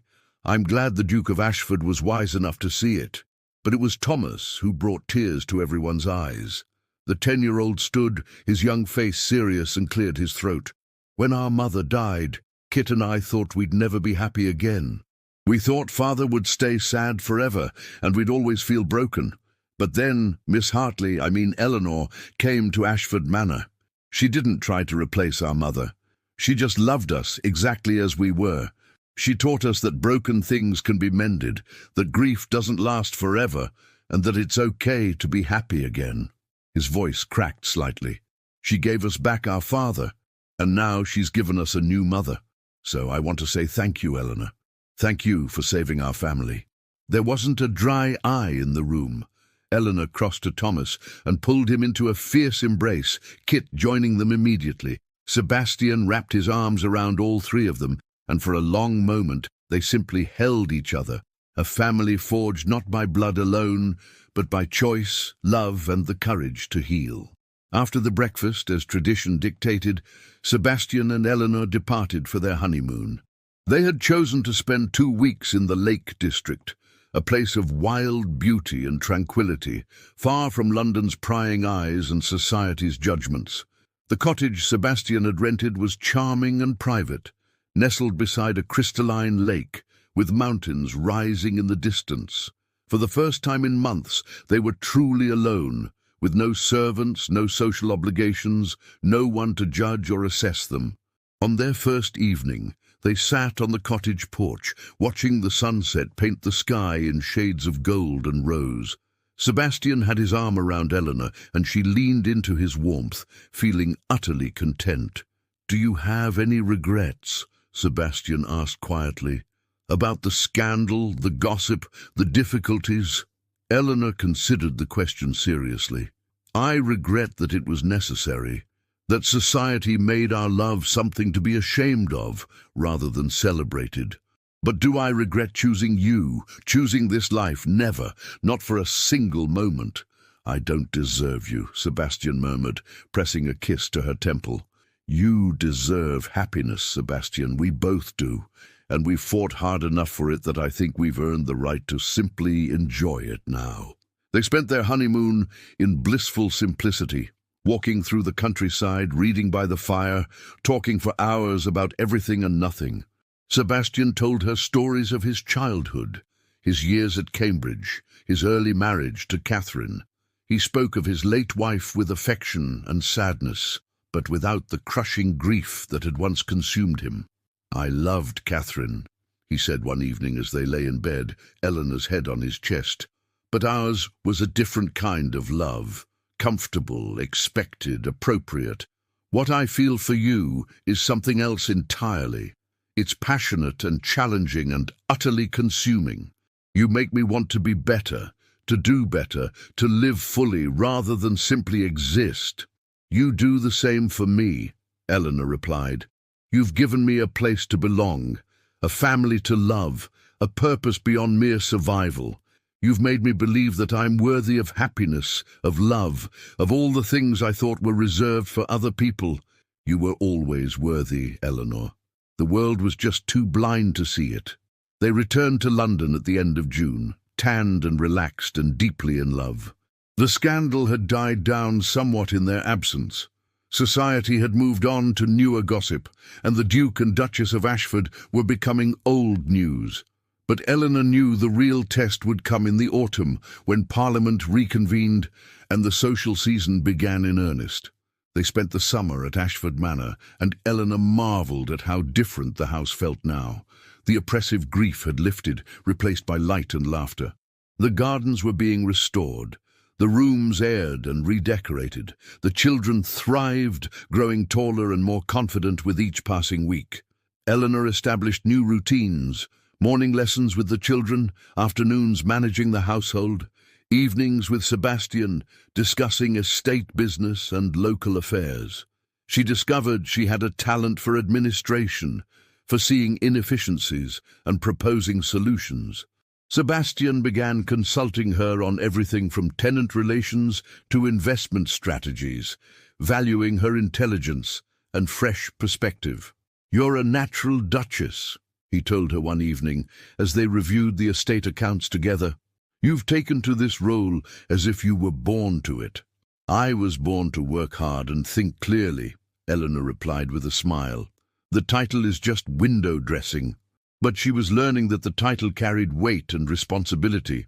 As the Duchess of Ashford, her actions reflected on the entire family. She took her duties seriously, visiting tenants, supporting local charities, hosting gatherings for the county families. Slowly, grudgingly, even the most skeptical neighbours began to accept her. The turning point came in September, when Eleanor organised a harvest festival for the estate workers and their families. It was an old tradition that had lapsed during Sebastian's years of grief, and its revival was greeted with enthusiasm. Eleanor spent weeks planning every detail: games for the children, music and dancing, abundant food and drink.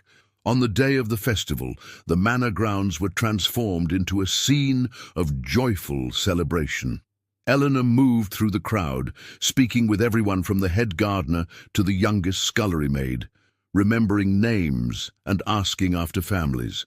She danced with tenant farmers, admired children's drawings, and judged the pie-baking contest with solemn attention. Sebastian watched her with undisguised admiration. "You're remarkable," he said when she finally returned to his side, flushed and happy. "Look at them. They adore you." "They adore feeling valued and appreciated," Eleanor corrected. "I'm just giving them what they deserve, respect and recognition." But it was more than that, and they both knew it. Eleanor had brought warmth and humanity back to Ashford Manor. She had reminded everyone, from the Duke himself to the lowest servant, that titles and positions mattered less than kindness and genuine connection. That evening, as the festival wound down and the last guests departed, Eleanor stood with Sebastian on the terrace, looking out over the estate. Thomas and Kit were asleep inside, exhausted from the day's excitement. The house glowed with lamplight, welcoming and warm. "Do you remember the first time you saw this place?" Sebastian asked, his arm around her waist. "I remember thinking it looked like a fortress built to keep the world at bay," Eleanor said. "Dark and imposing and utterly intimidating. And now? Now it looks like home." Sebastian turned her to face him, his expression serious. "Eleanor, I need you to know something. When I asked you to marry me, I knew I was asking you to take on an enormous burden. The title, the responsibilities, the scrutiny. But you've exceeded every expectation. You haven't just become a duchess. You've become the heart of this family, the soul of this estate. You've made Ashford Manor a home again." Eleanor felt tears prick her eyes. "We did it together, Sebastian. You let me in, let me help, let me be a partner rather than just an ornament. That's what made the difference." "Then let's keep doing it together," he said, pulling her close, "for the rest of our lives." The autumn brought them back to London for the social season, and Eleanor faced it with newfound confidence. She had proven herself at Ashford Manor. Now she would prove herself in society's most demanding arena. The Duchess of Devonshire became her mentor and friend, introducing Eleanor to influential women and guiding her through the intricacies of aristocratic social life. Eleanor attended charity galas and political dinners, hosted her own gatherings, and gradually built a reputation as an intelligent, compassionate, and effective duchess. There were still those who whispered behind their fans who would never fully accept the governess turned duchess, but their numbers dwindled as Eleanor's grace and capability became undeniable. And those who had initially judged her most harshly often became her most ardent supporters once they actually met her.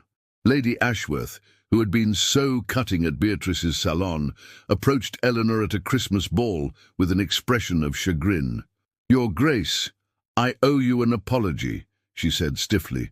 "I judged you unfairly, based on prejudice rather than character. Having observed you these past months, I see that the Duke made an excellent choice. You're a credit to your position." "Thank you, Lady Ashworth," Eleanor replied graciously. "I appreciate your honesty, and I hope we can move forward as friends rather than adversaries." It was a small victory, but it represented something larger. The slow shift in society's perception, the grudging acknowledgement that perhaps love and character mattered more than birth and fortune. But the most satisfying moment came in the new year, when Eleanor received a letter from an unexpected source. It was from Arabella Thornton, written in a careful hand. "Dear Duchess of Ashford, I hope you will forgive the presumption of this letter. I have been thinking a great deal about our conversation in Hyde Park, and I wanted you to know that your words affected me profoundly. You were right. I had been seeking a title rather than a partner, measuring my worth by society's standards rather than my own. It was a hollow pursuit that brought me no happiness. I have since met someone, a younger son with no title and modest prospects, but with kindness and intelligence and a genuine appreciation for who I am rather than what I represent. My mother is horrified, of course, but I find I no longer care what she thinks. Thank you for showing me that there is another way to live, another measure of success. You have been braver than I could ever be, and I admire you for it. With sincere regards, Arabella Thornton." Eleanor showed the letter to Sebastian, who read it with a thoughtful expression. "You've started a revolution," he said with a slight smile. "One heart at a time. Hardly a revolution, just a reminder that we all have choices, even when society tells us we don't." Spring returned to London, bringing with it a special joy. Eleanor discovered she was expecting a child. The news filled the household with excitement. Thomas and Kit were thrilled at the prospect of a baby brother or sister, already planning how they would teach the infant everything they knew. "Will the baby call us brother and sister?"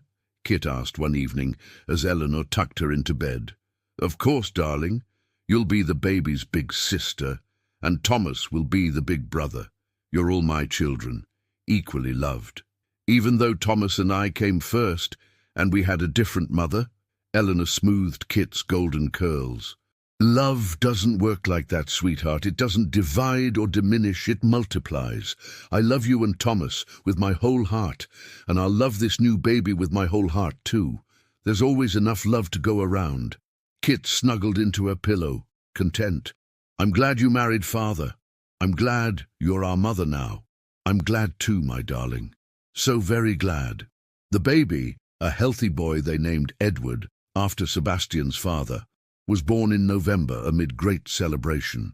Eleanor held her son for the first time and marveled at the miracle of it, this tiny, perfect life that she and Sebastian had created together. Sebastian sat beside her bed, his arm around her shoulders, both of them gazing at their son with wonder. "He's beautiful," Sebastian whispered, "like his mother." "He has your eyes," Eleanor observed, "and your stubborn chin, I suspect." Thomas and Kit were allowed in to meet their new brother, and their gentleness with the infant brought tears to Eleanor's eyes. They had come so far, these wounded children who had once been labelled troubled and wild. Now they were confident, loving, secure in their place in the world. As winter settled over London and the family gathered around the fire in Beatrice's drawing room, Sebastian with baby Edward in his arms, Thomas reading aloud from a book of adventures, Kit sketching the scene, Beatrice knitting and offering commentary, Eleanor felt a profound sense of peace. She thought back to that cold November morning 2 years ago when she had arrived at Ashford Manor with nothing but a worn carpetbag and desperate hope. She had been hired to tame wild children, never expecting to tame a wounded heart or to have her own heart tamed in return. The journey had been difficult, marked by scandal and judgment, by battles fought and won. But it had also been beautiful, filled with love and growth and the discovery that family could be chosen as well as born. That home was not a place, but a feeling. That happiness was not reserved for the privileged few, but available to anyone brave enough to reach for it. "What are you thinking about?" Sebastian asked softly, catching her reflective expression. "I'm thinking about how far we've come," Eleanor replied.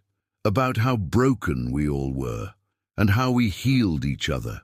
"You healed us," Sebastian corrected. "You walked into our lives and refused to give up on us, even when we'd given up on ourselves." "We healed each other," Eleanor insisted. "That's what love does, Sebastian. It doesn't fix everything magically, but it gives us the strength to fix ourselves together." He leaned over to kiss her, careful not to disturb the sleeping baby in his arms. "I love you, Eleanor Ashford, my Duchess, my partner, my heart." "And I love you," Eleanor replied, "my Duke, my friend, my home." Outside, snow began to fall, blanketing London in white. But inside, the fire burned warm, and the family gathered close, and Eleanor knew with absolute certainty that she was exactly where she belonged. She had been a governess, an outsider, a woman society deemed unworthy, but she had also been brave and kind and true to herself. And in the end, those qualities had mattered more than birth or fortune or any of the arbitrary measures by which society judged worth. She had bloomed where she was planted, transforming a house of grief into a home of love. She had tamed wild children, not through discipline, but through understanding. And she had tamed a wounded heart, not through design, but through genuine connection and courage. The scandal that had once threatened to destroy them had faded into memory, replaced by respect and admiration. The Duke and Duchess of Ashford were now known not for their unconventional marriage, but for their partnership, their philanthropy, their genuine love for each other, and their community.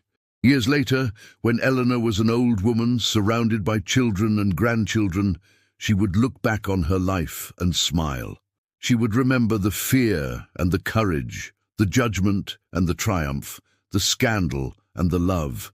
And she would know that every difficult moment had been worth it because it had led her here, to a life rich with meaning, to a family bound by choice and love, to a happiness that had once seemed impossible but had become her everyday reality. She had been hired to tame the Duke's wild children. Instead, she had found her own wild heart, and in doing so, had discovered that the greatest adventure of all was not in taming, but in loving, fiercely, bravely, and without apology. And they all lived, if not without challenges, then with the courage to face them together, which, Eleanor had learned, was the truest definition of happily ever after.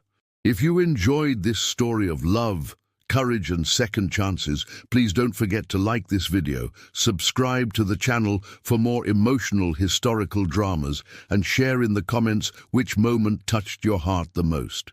Was it Eleanor's brave defense of the children at the Christmas ball, Sebastian's public declaration of love, or perhaps the beautiful family they built together? I'd love to hear your thoughts, and I'll see you in the next story.